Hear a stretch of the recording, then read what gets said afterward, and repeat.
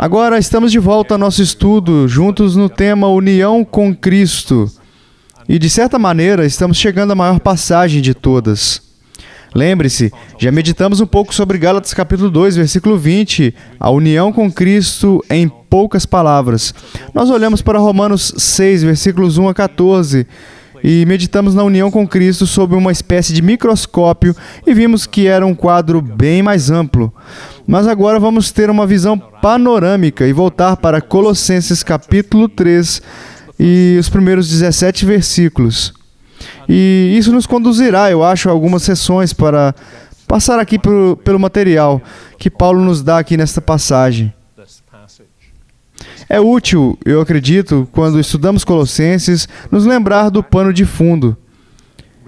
Ler qualquer carta do Novo Testamento, como às vezes dizemos, é como ouvir a ponta de uma conversa telefônica. De certa forma, você tem que inventar ou imaginar o outro lado para entender o que está sendo dito. E o mesmo se aplica ao pano de fundo das cartas de Paulo. Nem sempre podemos ser claros exatamente do que está sendo dito. Pegamos dicas pela maneira como ele se conduz com frequência aos falsos ensinos. E havia falso ensino já em Colossos, ou vindo para Colossos. E o apóstolo Paulo está querendo dar conselhos aos seus amigos cristãos de lá. Provavelmente foi especialmente importante para ele fazer isso porque ele nunca esteve, ao que parece, em Colossos. A igreja de Colossenses havia sido plantada quando ele estava em Éfeso. Talvez Epáfras, mencionado nesta carta, fosse um dos pastores desta igreja. Talvez ele tivesse se convertido, ele certamente visitou Paulo, pregou o evangelho. Então parece ter havido falsos ensinos que foram entrando, pelo menos na cidade e talvez na igreja propriamente dita. E eu acho que provavelmente parte desse falso ensino começou da seguinte forma. Bem, o evangelho que vocês ouviram de Epáfras, que veio, é claro, do apóstolo Paulo, ele é bom, tá certo. Mas vocês não encontram alguma decepção na vida cristã de vocês? Estes eram jovens cristãos. Vocês descobriram que a vida cristã não é tudo o que vocês imaginaram que poderia ser, encontrando-se em lutas? Bem, nós viemos para ensiná-los a lidar com isso. E então, esses falsos mestres já estavam, ou logo estariam dizendo, agora, sim, é ótimo confiar em Jesus Cristo, mas também há esses princípios e leis que vocês precisam seguir, essas leis espirituais. E eles enfatizavam que eram espirituais. E parece, pelo que Paulo diz, que eles estavam dizendo, se vocês realmente querem ter plenitude de vida, então, se vocês olharem abaixo do capítulo 2, vão notar que eles estavam dizendo, bem, há certas coisas que vocês precisam fazer em relação à dieta de vocês. Há uma maneira de viver em termos de entrar em contato com a natureza. E, sabe, existem certos tipos de ritmos que irão ajudá-los na vida cristã. E eles estavam dizendo que este é o caminho para a plenitude. E nós estamos acostumados com esse tipo de coisa, não estamos? As pessoas que aparecem nos meios de comunicação, especialmente talvez ali na televisão, porque parece, por uma razão ou outra, que é o meio mais caro, mas que, portanto, é o meio que traz mais dinheiro. Que eles dirão, agora, o que você faz na igreja está certo, mas é este ministério que vai te dar o super plus. Isso vai te trazer a plenitude.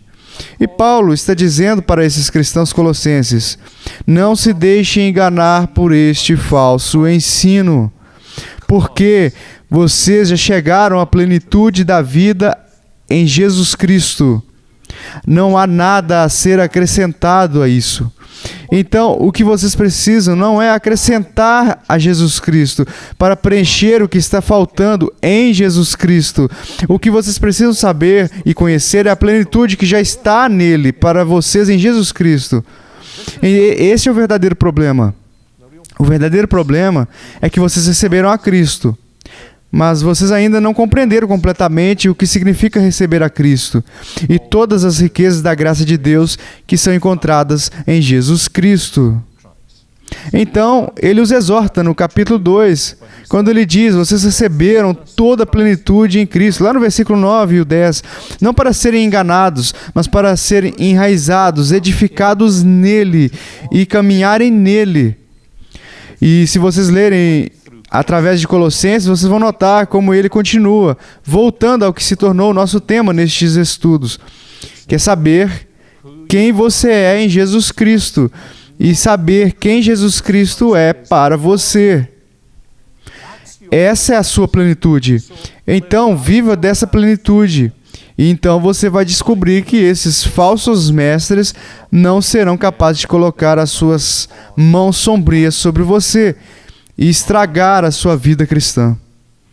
E aqui, como eu disse, acho que talvez tenhamos a visão mais panorâmica do Novo Testamento,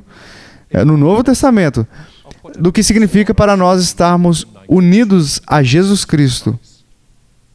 E eu quero que pensemos especialmente, antes de tudo, no que ele diz nos versículos 1 até o 4 do capítulo 3. Porque voltamos ao mesmo princípio. Você chegou à plenitude da vida em Jesus Cristo. E, antes de tudo, porque isso lhe deu uma nova identidade. Agora, nós exploramos isso debaixo do microscópio. Você está unido a Cristo em sua morte e ressurreição. Mas vocês percebem agora que Paulo estende isso. Basta olhar para as palavras dele. Ele diz: portanto, se fosses ressuscitados juntamente com Cristo, buscar as coisas lá do alto, onde Cristo vive assentado à direita de Deus. Pensai nas coisas lá do alto, não nas que são aqui da terra, porque morrestes, e a vossa vida está oculta juntamente com Cristo em Deus. Quando Cristo, que é a nossa vida, se manifestar, então vós também sereis manifestados com Ele em glória. Então agora ele está dizendo: vocês estão unidos a Cristo.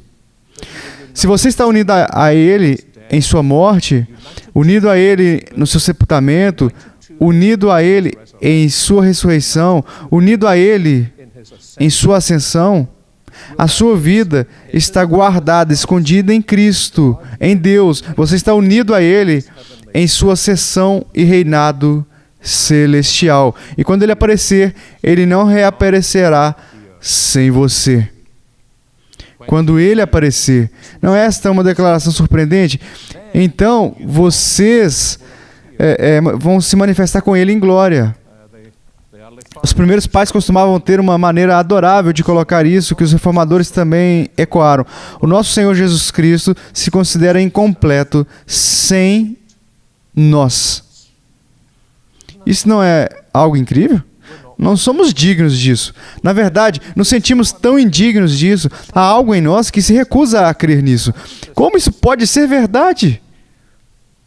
Mas porque Ele se tornou o segundo homem e o último Adão, porque Ele nos uniu a si mesmo, Ele agora se considera incompleto à parte de nós. Então, se eu posso colocar dessa maneira, Ele já disse ao Pai: eu não voltarei, a menos que eles venham comigo, a menos que eles se manifestem comigo em glória. E eu sei que isso é algo que nós não pensamos dessa forma naturalmente. Eu posso repetir o que vimos anteriormente? Eu entendo que nenhum de nós pensa em nós mesmos naturalmente dessa maneira. Mas o que Paulo está dizendo: você não deve mais pensar em si mesmo naturalmente, agora que você é um crente. Você tem que pensar em si mesmo biblicamente, para crer no que o Evangelho oferece para você. Há alguns anos li um livro muito comovente do filósofo Nicholas Otterstorff. Muitos de vocês já conhecem esse nome, chama-se Lamento por um Filho. E é uma narrativa mais ou menos como o livro de C.S. Lewis, escrito depois que sua esposa morreu. É a história narrativa de como o seu filho morreu em um acidente de escalada, acho que quando ele tinha 20 e poucos anos. E há uma frase nesse livro que me impressionou muito fortemente. Alguns de vocês vão apreciar isso, eu creio, por sua própria experiência.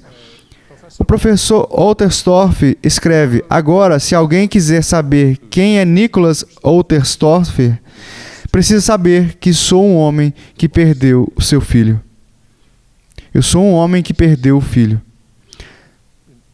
Talvez vocês já tenham passado por essa situação, ou perdido um irmão, ou uma daquelas experiências que marcam vocês pelo resto da vida e faz com que vocês vivam em uma espécie de mundo próprio que a maioria das pessoas desconhecem. Mas se eles realmente querem entrar no círculo íntimo da sua vida, eles precisam saber isso sobre você. Como diz Olterstorff, sou um homem que perdeu seu filho. Agora, transfira essa maneira de pensar para o que Paulo está dizendo aqui. Paulo está dizendo aqui, se alguém quer saber quem eu sou, eles precisam saber que eu sou alguém que morreu com Cristo, que foi sepultado com Cristo, que ressuscitou com Cristo, que ascendeu com Cristo.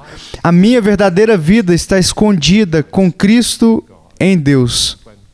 E quando Cristo se manifestar, Ele não irá se manifestar sem mim. Isso é incrível, não é? Ele não vai se manifestar sem eu estar presente.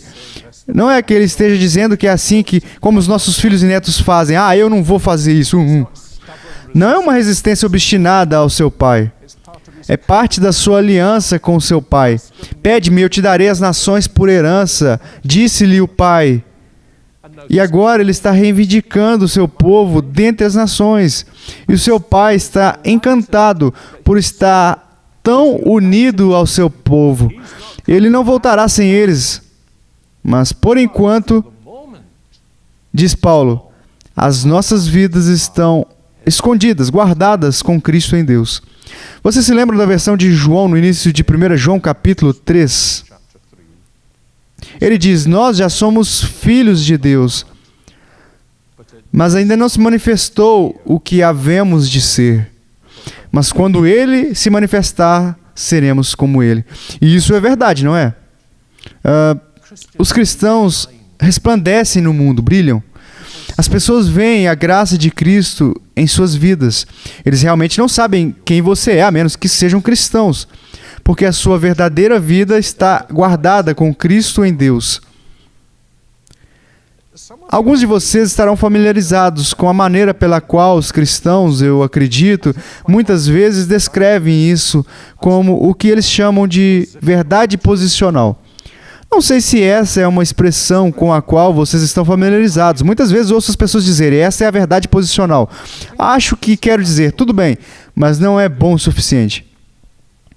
Isso não é simplesmente verdade posicional, como se houvesse algum outro tipo de verdade. Esta é a verdade sobre vocês. Essa não é apenas uma posição que você mantém. Esta é a realidade mais profunda da sua vida se você é um cristão. Isso não é um faz de conta, isso não é uma ficção. Esta, diz Paulo, é a realidade de nossas vidas cristãs. E ele diz que se isso é real, então nós precisamos colocar nossas mentes nisso. Isso significa fixar as nossas mentes nas coisas que são do alto, não nas coisas que são da terra. Veja, ele diz, fomos criados para esta nova ordem, esta nova humanidade em Jesus Cristo. E por isso temos que aprender a pensar dessa maneira. Nós naturalmente não pensamos dessa maneira, porque muitas vezes trazemos para a vida cristã a velha mentalidade, não é? Os velhos instintos. E precisamos da palavra de Deus para moer o nosso pensamento, para que entendamos quem realmente nós somos. Então, a nova identidade que nos é dada em Cristo conduz, é claro, a uma nova mentalidade. Buscamos as coisas que são do alto. Fixamos o nosso olhar em nosso Senhor Jesus Cristo, em quem as nossas vidas estão escondidas. E preenchemos nossos corações de devoção a Ele. Na igreja que eu servi há alguns anos, sempre me pediam para me envolver em qualquer nomeação para a equipe que tivesse a ver com qualquer tipo de cuidado pastoral de crianças até idosos. E então os candidatos eram sempre chamados ao meu gabinete, coitados, para serem eventualmente interrogados. Então eu descobri que havia uma pergunta que eu sempre fazia, especialmente a equipe de jovens sempre passava para os candidatos. Ele vai fazer essa pergunta para você. E era isso. O que você pensa quando não tem mais nada em que pensar? No que você pensa quando não tem mais nada em que pensar? Agora, por que eu faço essa pergunta? Porque seria um índice dos afetos, não é?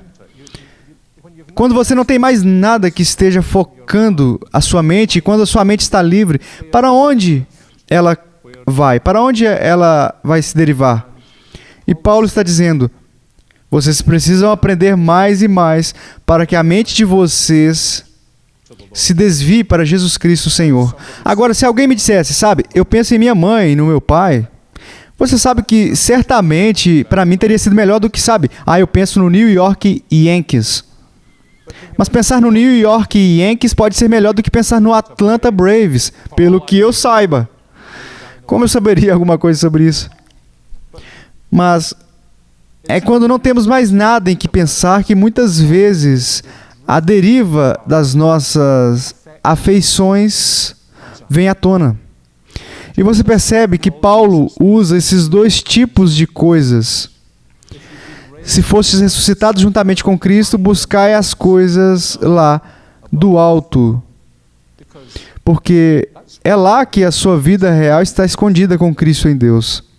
E como já vimos, ela diz, colocamos a nossa mente nessas coisas que seguem as nossas afeições.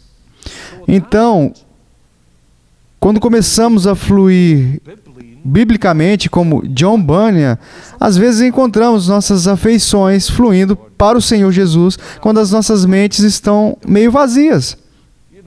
Sabe, não estamos sentados pensando, devo me lembrar de Colossenses 3, ou Romanos 6, ou Gálatas 2, ou Romanos 5, 12 a 21, ou toda a Epístola aos Efésios. Mas isso se tornou parte do nosso instinto, que as nossas mentes se desviem para o puro privilégio de ser filho de Deus e estar unido ao Senhor Jesus Cristo.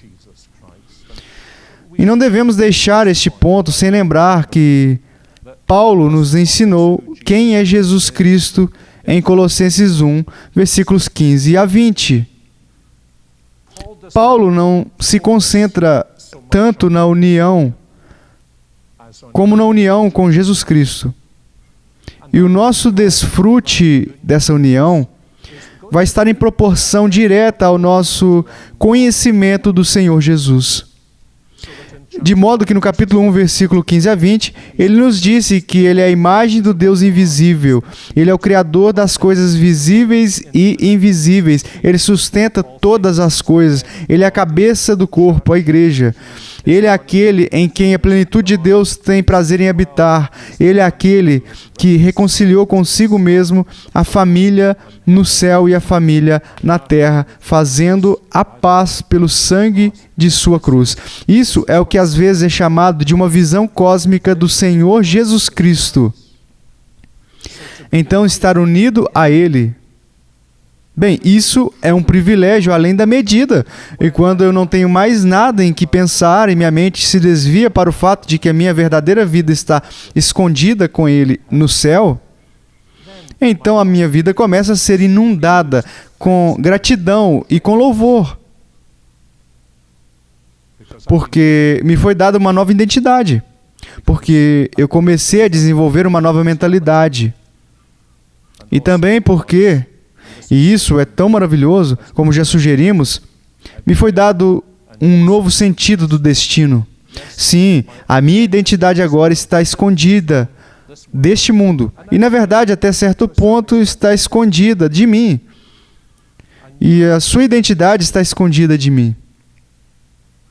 Mas o meu destino é que quando Ele aparecer, se manifestar, eu vou me manifestar com Ele. Não só isso, mas quando eu me manifestar com Ele, eu serei como Ele. O que isso significa? Veja, acho que às vezes podemos entender o que o Novo Testamento está nos ensinando se pensarmos dessa maneira.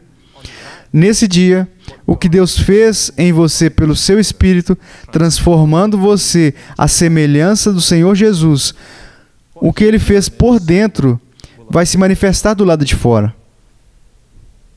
Você vai, no momento, você é uma pessoa de dentro para fora. Mas então você se tornará uma pessoa de fora para dentro, de fora para fora de novo. E às vezes penso em conhecer pessoas que conheço que são crentes e têm vivido suas próprias vidas cristãs, muitas vezes modestas e simples, e penso em encontrá-las nos novos céus e na nova terra. E suspeito que a primeira coisa que vou dizer a eles é: então é isso que você realmente era. É quem você realmente era. A graça do Senhor Jesus Cristo operando em nossos corações. Veja, o mundo está todo bagunçado. As pessoas de destaque na igreja provavelmente não são as pessoas mais importantes da igreja. Sabe, você gosta de pensar sobre este dia futuro, quando Deus vai pegar todas as peças do quebra-cabeça de toda a nossa experiência, de todas as nossas igrejas e jogá-los em uma mesa praticamente infinitamente grande, e eles vão começar, praticamente como Harry Potter, a se resolverem ali. E na verdade veremos o que ele estava realmente fazendo e através de quem ele estava realmente fazendo. Alguns de vocês talvez já tenham me ouvido dizer que me converti ouvindo, em parte, o testemunho de um jovem empresário que se mudou para um escritório na minha cidade natal. E como fazem os jovens empresários, ele foi conhecendo todos os departamentos. Enquanto ele fazia isso, ele muitas vezes passava pelo que eles costumavam chamar de uma piscina da datilografia. E notou que havia uma máquina de escrever naquela sala com certa consistência. Ele reconheceu a máquina de escrever em particular, embora não pudesse ver a datilógrafa. E isso era como um anzol em seu cérebro. E ele disse a um colega com certa irritação: porque essa máquina de escrever está sempre com a mesma consistência. E o colega, eu não acho que ele era cristão, apenas disse casualmente: bem, fulano de tal, ela é cristã. E ele começou a pensar: o que diabos pode ser a conexão entre como ela trabalha e o fato de ela ser cristã? Isso levou à sua conversão. Eu adoraria terminar a história dizendo que eles se conheceram, se apaixonaram e se casaram, mas acho que isso não aconteceu. Mas eu sempre pensei isso, que um dia, pela graça de Deus, eu poderia encontrar aquela datilógrafa e haveria algo nela que mostraria quão importante a sua consistência fiel em união com Jesus Cristo tem sido em minha vida. Então, quando Cristo, que é a nossa vida, aparecer, ela manifestará com Ele em glória as coisas maravilhosas que Deus faz nas pessoas ocultas que estão unidas a Jesus Cristo. E é isso que a maioria de nós somos, pessoas escondidas. Mas um dia tudo ficará evidente, porque estamos unidos ao Senhor Jesus Cristo.